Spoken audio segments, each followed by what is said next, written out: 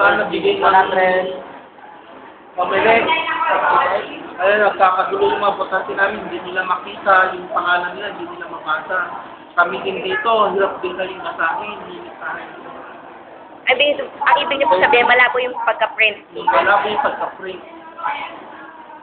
So, ano po solusyon ang ginagawa niyo? Ay, binabasa talaga namin talagang ginagawin namin. Pero hindi po kayo nagreklamo sa Comelec. Ha? Hindi po kayo nagreklamo sa Comelec. Paano ba yung magre-reklamo? Hindi naman pa rin pwede bumalik dito. Tsaka dito na, kasi na lang gagawa ng paraan sa pamamagitan ng pag-interview na lang sa mga tao. So ano pong ginagawa niyo? Hinahanapan namin sila ng ID. Kung alin yung pagkakabasa natin dito, at magtutugma naman doon sa ID, yun na lang, doon na lang kami. Ano po ba mga requirements kapag buboto? Valid ID, driver's license, PRC, company ID, kaya yung barangay ID. Paano po kapag wala kang ID dala?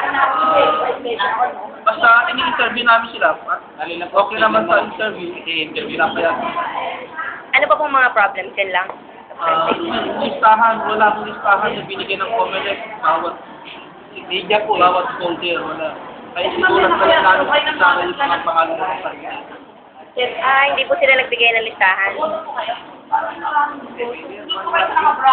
Ha? Yun lang po. Oo.